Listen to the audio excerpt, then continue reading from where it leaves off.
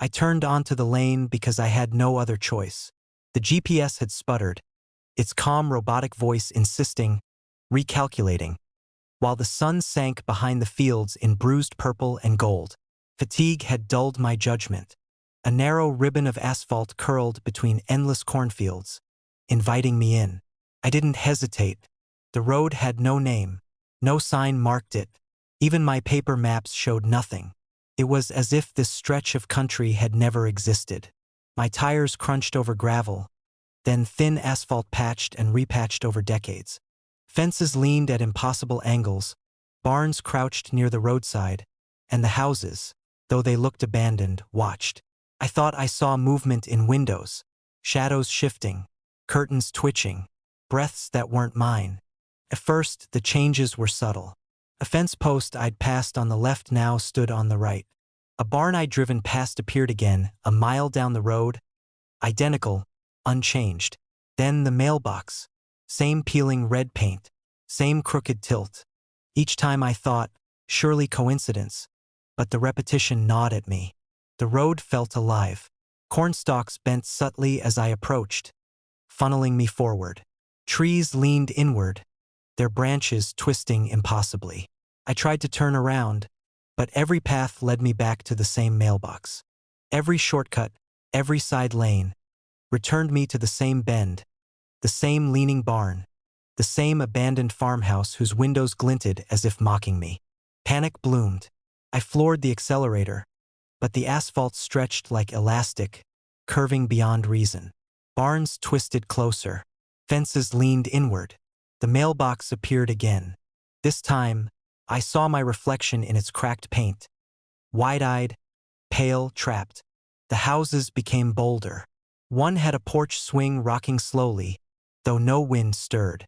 Another had curtains twitching as if someone inside were adjusting them just to watch me. Figures appeared in the windows.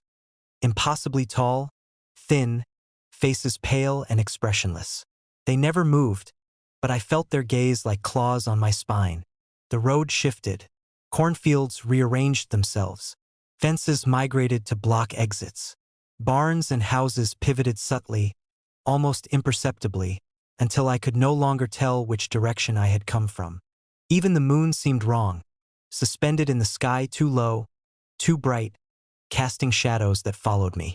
I realized too late. The road was not a route. It was a mechanism. I was not driving it. It had already chosen me. Every mile, every turn, every shadow had been guiding me into its design. The mailbox reappeared once more.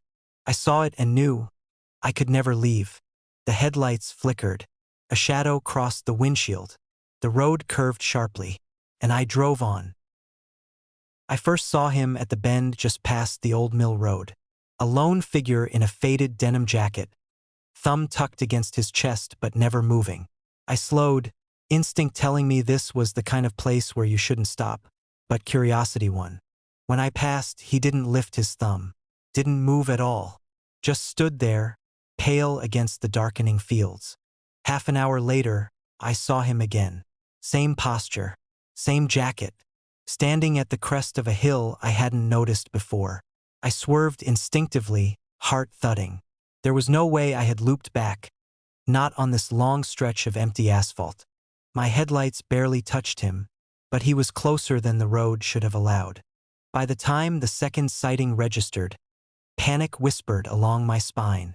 I tried to keep count. First at the mill road, second on the hill, third just beyond the bend near the creek where the trees pressed in. Each time he appeared, the distance between us was impossible.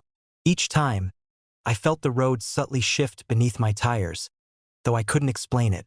When I glanced in the rearview mirror, I froze.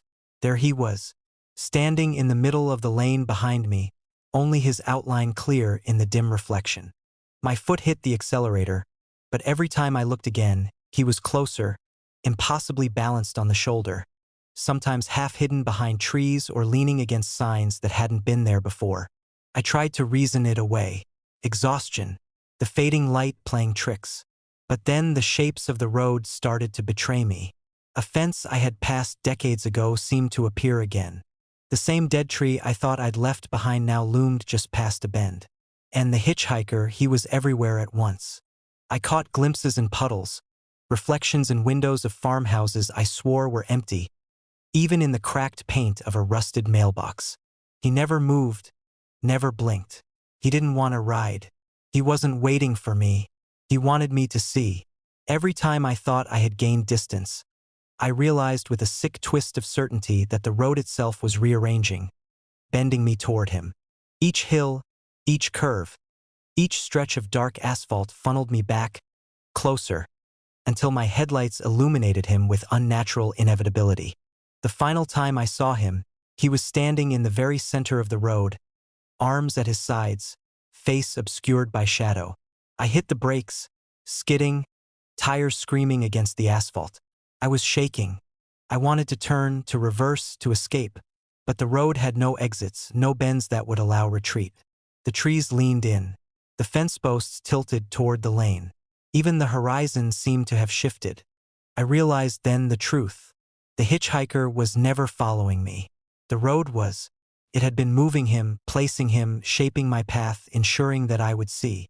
The repetitions, the impossible distances, the way he appeared closer with every glance, all orchestrated.